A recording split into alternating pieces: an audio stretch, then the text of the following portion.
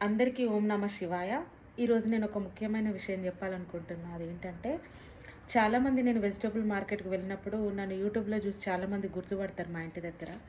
వాళ్ళందరూ నన్ను ఒకటి అడుగుతున్నారు. ఏంటంటే, చాలామంది అడిగే ఒకే ఒక ప్రశ్న, "నువ్వు ఛానల్ దేనికోసం క్రియేట్ చేసావు? అసలు అందులో క్రియేట్ చేసి పోస్ట్ చేసే పోస్టులేంటి? వాటికి వీటికి అసలు సంబంధం లేదక్క ఏంటి?" అని.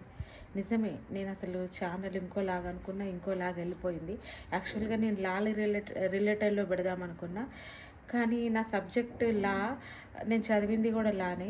అయితే అది కాస్త మా నాన్న వీడియోస్ పోస్ట్ చేసేసరికి వైరల్ అయిపోయింది. అందుకని కొన్ని రోజులు మా నాన్న వీడియోస్ మాత్రమే నేను అందులో కంటిన్యూ చేసిన. ఆ తర్వాత మళ్ళీ మా నాన్న చనిపోయారు. చనిపోయాక ఒక 3, 4 మంత్స్ నుంచి నేనసలు పోస్టులే పెట్టట్లేదు. అసలు వీడియోస్ గానీ, షార్ట్స్ గానీ అసలు అప్లోడ్ చేయట్లేదు, ఎలాంటి రీల్స్. ఎందుకంటే నేను సైకలాజికల్‌గా, ఆయన మెంటల్లీ కూడా కొంచెం డిస్టర్బ్ అయిపోయినా. దానివల్ల నేను ఎందుకంటే ఎంతో ఇష్టమైన మా నాన్న లేకపోయేసరికి నేను ఆ బాధను తట్టుకోలేక వీడియోస్ అయితే వెంటనే పోస్ట్ చేయలేకపోయినా. దానికోసమే లేట్ అయితే జరిగింది. అయితే ముఖ్యంగా నేను చెప్పాలనుకున్న విషయం ఏంటంటే, ఒక్క వైపు నుంచి ఇంకో వైపు ఎగ్దమ్ అంటే కంప్లీట్‌లీ క్వైట్ అపోజిట్ ఎందుకు మారిపోయినా అంటే, అసలు డివోటీ ఆఫ్ లార్డ్ శివ ఎందుకయింది? నేను శివభక్తురాలిని ఎందుకైనా అంటే, చిన్నగున్నప్పటి నుంచే నాకు శివుడంటే చాలా ఇష్టం. నేను శివుడికి చాలా పూజలు చేసేదాన్ని. భక్తితో చేసేదాన్ని. చాలా ప్రేమతో ప్రాణం పెట్టి శివుడిని పూజించేదాన్ని. ఎందుకంటే అతడే నా ఆత్మ, అంతరాత్మ అని నాకు చిన్నగున్నప్పటి నుంచే తెలుసు. అందుకని చేసి ఫాస్టింగ్ లాంటివి అయితే ఏం లేదు. 3 టైమ్స్ తినేదాన్ని.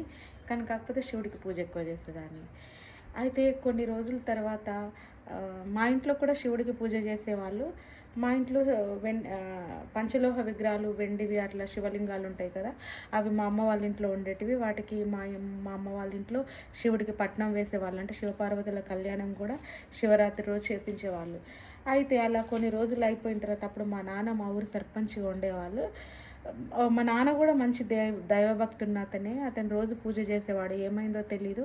కొన్ని రోజుల తర్వాత సడెన్‌గా మా నాన్న ఏవైతే దేవతామూర్తుల విగ్రహాలు, లింగ రూపంలో ఉండే విగ్రహాలు ఏవైతే ఉన్నాయో, మా ఇంట్లో ఎవ్వరిని, మా అమ్మని గానీ, ఇంకా మా వాళ్ళందరిని ఎందుకు బయటకి రావాలని ఏం చెప్పడం. మా ఇంటి అందరినైతే పూజలు చేయించడానికి మా నాన్న ఒప్పుకోలేదు.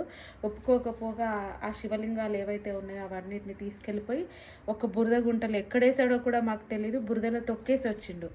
తొక్కేసి మంచిగా డ్రింక్ చేసి ఇంటికొచ్చాడు. రాగానే మేమందరం ఏమైంది నాన్న అని అడిగాము. ఎందుకంటే ఆయన ఇంటికి రాగానే ఆయన ముక్కు నుంచి రక్తం అనేది, నోట్ల నుంచి రక్తం వస్తుంది, బ్లడ్ వస్తుంది. ఏమైందో మాకు అర్థం కాలే. ఏమైనా క్యాన్సరా అలాంటిది ఏమన్నా వచ్చిందా అని చెప్పి మేము చాలా భయపడిపోయినాం. అయితే అడిగాం, నాన్న ఏమైంది నాన్న అంటే, ఇంట్లో ఉన్న శివలింగాలను తీసుకెళ్ళి నేను అక్కడ బురద గుంటలు దొక్కేసి వచ్చిన. అది అంటే ఎక్కడ పెట్టేసినావో, ఎక్కడ దొక్కేసి వచ్చినావో చెప్పు. మేము అలా చేయడం చాలా తప్పు. ఒకవేళ నీకు శివుడిని కనుక మొక్కడం ఇష్టం లేకపోతే మేము ఆ శివాలయంలోనో, ఇంకేదైనా టెంపుల్లో, చెట్టు కిందనో పారే నీళ్ళలను వదిలేస్తాం. అది ఎక్కడుందో చెప్పమని మా నాన్నని మేము చాలా అడిగాము. అడిగినా సరే మా నాన్న అవి ఎక్కడున్నాయో మాకు చెప్పలేదు. చెప్పకపోగా ఆయన అనారోగ్యం పాలైపోయారు. ముక్కులో నుంచి రక్తమే, మోషన్స్ రక్తమే. ఇంకా హాస్పిటల్‌కి తీసుకెళ్ళాం. 3 డేస్ తర్వాత డిశ్చార్జ్ చేశారు. అన్‌కాన్షియస్ తర్వాత కాన్షియస్‌లోకి వచ్చారు. డిశ్చార్జ్ చేశారు. చేశాక అస్సలు చెప్పలేదు. ఏ రోజైతే మా నాన్న శివలింగాలను తీసుకెళ్ళి ఆ బురద గుంటలేసి తొక్కేసి వచ్చాడో, ఆ రోజు నుంచి మా నాన్న కాళ్ళు ఈ కింద నుంచి, నడుము నుంచి కింది భాగమంతా చచ్చుబడిపోయినట్టు అయిపోతుంది రోజు రోజుకి. ఈ పైకి బాడీ బాగుంది. కింది నుంచి అసలు బాగలేదు. ఈ మోకాళ్ళ నొప్పులు స్టార్ట్ అయిపోయి, ఆ మోకాళ్ళ నొప్పులతో మా నాన్న కాళ్ళు మొత్తం ఇంకా నడవరాకుండా మంచాలనే అయిపోయాడు. కొన్ని రోజులు స్టాండ్ పట్టుకొని వెళ్ళిపోయాడు. ఇట్లా ఈ ఏమంటారు, రౌండ్ షేప్‌లో కాళ్ళు అయిపోయినాయి. తర్వాత ఇలా మెలేసుకున్నట్టు వెళ్ళిపోయినాయి. ఆ తర్వాత నరాలన్నీ రౌండ్ చుట్టుకుపోయినాయి. ఆ తర్వాత మంచం మీదే పర్మనెంట్‌గా ఉండిపోయిండు. చనిపోయేంత వరకు మా నాన్న అడుగు కింద కూడా పెట్టలేదు. దాదాపు 8, 9 సంవత్సరాలు మా నాన్న నరకయాతన అనుభవించాడు. నాకేమనిపించిందంటే, మనం చేసిన కర్మలు ఒకప్పుడు పూర్వకాలంలో మన తాతలు, తండ్రులు, మన పూర్వీకులు ఏదైనా తప్పులు చేస్తే ఆ తప్పులు మనకి ఈ తరం వాళ్ళకి తాకుతాయని అనుకుంటారు కదా! కానీ కాదు. కర్మ అనేది ఎప్పుడు మన వెంటే ఉంటుంది. మనం ఎప్పుడు చేస్తే అప్పుడు అది మనకు పనిష్మెంట్ ఇస్తూనే ఉంటుంది.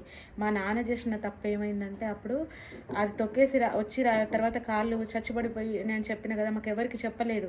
అలా తన నరక యాతన అనుభవించాడు. శత్రువుకి కూడా అలాంటి నరకం కనిపించొద్దని నేను కోరుకుంటా. అలాంటి నరకాన్ని మా నాన్న అనుభవించాడు. అసలు చనిపోయేంత వరకు కాలు భూమి మీద పెట్టి ఒక్క అడుగు కూడా వేయలేకపోయాడు. తొక్కిందే లాస్ట్ అడుగు. ఆ తర్వాత మళ్ళీ చనిపోయిన తర్వాత తీసి భూమి మీద వేయడం ఇంకా. అలా నేను 9 సంవత్సరాలు దాదాపు మా నాన్న నరకాన్ని చూశాను. నాకు అప్పుడు అనిపించింది ఏంటంటే, మా నాన్న ఆ రోజు శివుడిని తొక్కేశాడు కదా, అందువల్లనే మా నాన్న ఇలా అయిపోయాడేమో అని చెప్పేసి ఆ తర్వాత నాకు కాళ్ళ నొప్పులు స్టార్ట్ అయ్యి ఆర్థరైటిస్, గౌట్స్, మొత్తం ఇలా మార్నింగ్ లేవగానే గ్రిప్ కోల్పోవడం, స్పర్శ లేకపోవడం, యూరిక్ యాసిడ్ లెవెల్స్ ఎక్కువైపోవడం, ఆర్థరైటిస్ రావడం, ఇవన్నీ స్టార్ట్ అయినాయి. ఎన్ని హాస్పిటల్స్ వెళ్ళి ఎంత కాస్ట్లీ మెడిసిన్స్ తీసుకొని ఎంత మంచి టెస్టులు చేయించుకొని మెడిసిన్ వాడినా ఈ బాడీ పెయిన్స్, ఈ నరాల నొప్పులు, కీళ్ళ నొప్పులు తగ్గట్లేదు. అప్పుడు నేను దేవుడి దగ్గరికి వెళ్ళి ఒకటి సంకల్పం చేసుకున్నా, ఇది జెనెటిక్ ప్రాబ్లం అయితే నేను ఖచ్చితంగా అనుభవిస్తాను, అది తప్పదు, ఎందుకంటే అది జెనెటిక్ కాబట్టి. కానీ ఒకవేళ ఇది జెనెటిక్ కాకుండా మా నాన్న చేసిన తప్పుకి నేను ఆ కర్మఫలాన్ని కనుక అనుభవించాల్సి వస్తే నేను శివుడికి పూజ చేసుకుంటా. నా కాళ్ళ నొప్పులు కొంచెం తగ్గితే నేను శివుడికి ప్రతిరోజు అనేది అభిషేకం, అర్చన అన్నీ చేసుకుంటా. మా ఇంట్లోనే, టెంపుల్కి వెళ్ళకపోయినా మా ఇంట్లోనే శివలింగార్చన చేసుకుంటా, అభిషేకం చేసుకుంటా అని దేవుడికైతే నేను సంకల్పం చేసుకున్నా. అరుణాచలం వెళ్ళి నేను గిరి ప్రదక్షిణ చేసి వచ్చాక అప్పుడు నాకు అంత కాళ్ళ నొప్పులో కూడా నేను అలా 14 కిలోమీటర్లు ఎలా గిరి ప్రదక్షిణ చేశానో నాకే తెలీదు. ఒక్క చిన్న నొప్పి కూడా నాకు తెలియలేదు. నార్మల్ పీపుల్స్ ఎలా నడుస్తారో కూడా నేను అలాగే నడిచాను, అంత ఆర్థరైటిస్ ఉన్నా కూడా. అప్పుడు నాకు అనిపించింది ఇదంతా జెనెటిక్ ప్రాబ్లం కాదు, ఇదంతా శివయ్య లీలే.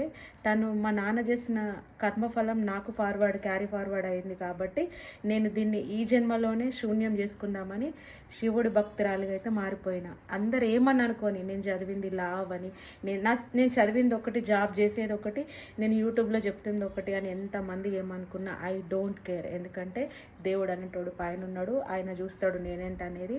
నేను చేసే సేవ, నేను చేసే పూజ ఆ దేవుడికి నచ్చితే 100 కాలాలు కాకపోయినా నేను బతికినంత కాలం నన్ను ఏ కష్టం రాకుండా, ఎలాంటి ఆరోగ్య సమస్యలు రాకుండా బతికించాలనేదే నా కోరిక. అందుకోసమే నేను శివనామ స్మరణ చేస్తూ శివుడి గురించి అందరికీ చెప్పాలని డిసైడ్ అయినా. ఎవరేమని అనుకోని, నాకు దోచింది. నేనేం ఆస్ట్రాలజిస్ట్ని కాదు, నేనేం మెడిటేషన్లో పిహెచ్డి చేయలేదు, ఏది చేయలేదు. నేను శివుడినే ధ్యానిస్తా, శివనామ స్మరణ చేస్తా. అందువల్ల నాకు మెడిటేషన్ మీద గ్రిప్ వచ్చింది. నేను మెడిటేషన్లో డివైన్తో కనెక్ట్ కూడా అయ్యాను. అందువల్లనే నేను ఈ వీడియోస్ అయితే చేయాలనుకొని చేస్తున్నా. ఎవరు తప్పుగా అన్యదా భావించొద్దు.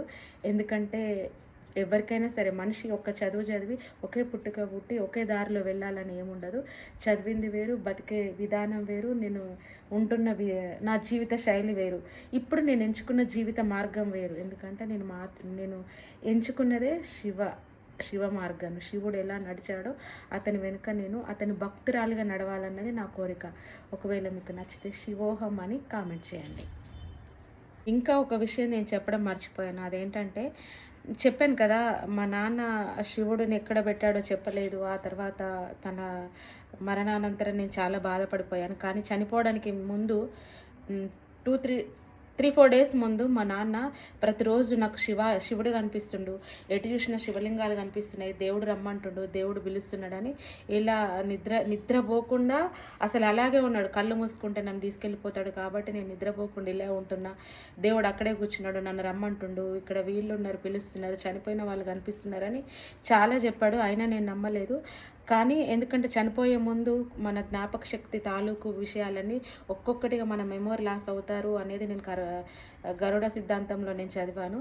అందువల్ల నేను మా నాన్న అలా చెప్తున్నాడేమో అని అనుకున్నా. అయితే గరుడ పురాణంలో చూశాను నేను, అందుకని నేను అట్లా మా నాన్న చెప్తున్నాను అనుకున్నాను. అయితే చనిపోవడానికి ముందు మా నాన్న ఒక కోరిక అడిగాడు. నన్ను ఏమని అడిగాడంటే, నన్ను మా ఇలవేల్పు మా శివుడు దుబ్బరాజన్న స్వామి ఎక్కడైతే ఉన్నాడో, నేను చనిపోయే లోపు ఒక సోమవారం రోజు నన్ను ఆ టెంపుల్కి తీసుకెళ్తావా అని నన్ను అడిగారు. అడిగితే నేను వెంటనే నో చెప్పలేదు. ఎందుకంటే ఆయన లాస్ట్ కోరిక తీర్చడమే నా ఉద్దేశం. ఎప్పుడైనా కూతురు అవని, కొడుకు అవని, ఎవరన్నా అవని, ఏమన్నా అతను ఆస్తి ఇచ్చాడా, లేకపోతే మనకు బంగారం ఇచ్చాడా, భూములు ఇచ్చాడా, పెద్ద పెద్ద ఇల్లులు ఇచ్చాడా, కోట్ల డబ్బులు ఇచ్చాడా అని కాదు. అతను మనకి ఇచ్చింది ఏంటో తెలుసా? అన్నిటికంటే ముఖ్యమైనది జన్మ.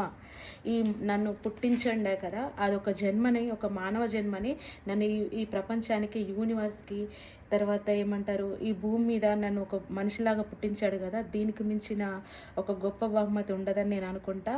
అతను నాకు జన్మ ఆయన ఇచ్చాడు కాబట్టి అతని రుణం నేను తీర్చుకోలేంది. అందుకని నేనైతే మా దుబ్బరాజన్న స్వామి దగ్గరికి జగిత్యాల దగ్గర ఉంటుంది. ఆటోలో తీసుకొని వెళ్ళి మా నాన్నని అలా చేతుల్లోకి ఎత్తుకొని వీల్ చైర్‌లో కూర్చోబెట్టుకొని టికెట్ తీసుకొని గర్భాలయంలోకి తీసుకొని మా నాన్న పేరుతో అర్చన కూడా చేపిచ్చాం. మా నాన్న గుడి గోపురం కనిపించిన 1/2 కిలోమీటర్ నుంచి గుడి గోపురం కనిపిస్తది. అక్కడి నుంచే మా నాన్న కళ్ళలో నేను ప్రాయశ్చిత్తాన్ని చూశాను. నేను చేసిన నన్ను తప్పును క్షమించు, నన్ను ఇంకా బతికించమని ఆయన అడుగుతున్నాడు. కానీ దేవుడు మన నుదుటిన ఏది రాస్తే అదే జరుగుతుందని అంటారు కదా!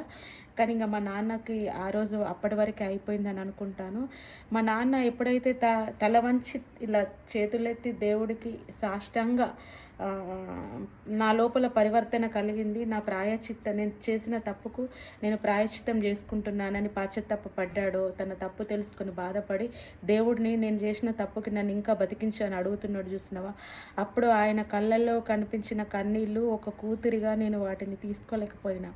అప్పుడు అనిపించింది దేవుడు అనేవాడు నిజంగా ఉంటే దేవుడు నీకేం కావాలని అడిగితే నా ప్రాణాన్ని తీసుకొని మా నాన్న ప్రాణాన్ని నిలబెట్టమని అడిగేదాన్ని నేను. నాకు మా నాన్న అంటే అంత ఇష్టం. ఎమోషనల్ అవ్వడమో వీడియోస్ కోసమో కాదు, నిజంగానే మా నాన్న అంటే నాకు పంచప్రాణాలు. ఒకవేళ అలాంటి అవకాశం వస్తే ఖచ్చితంగా ఇప్పుడు ఆర్గాన్స్ ఎలా డొనేట్ చేస్తారో అలాగా ప్రాణాన్ని కూడా డొనేట్ చేయొచ్చు. అంటే నా ప్రాణాన్ని నేను మా నాన్న కోసమే ఇచ్చేదాన్ని. ఆ రోజు మా నాన్న కళ్ళలో ఆ బాధని చూశాను. కానీ దేవుడు తీసుకెళ్ళిపోయాడు. కానీ చనిపోయే ముందు తన తప్పును తను తెలుసుకొని దేవుడి దగ్గర క్షమాపణ అడిగాడు.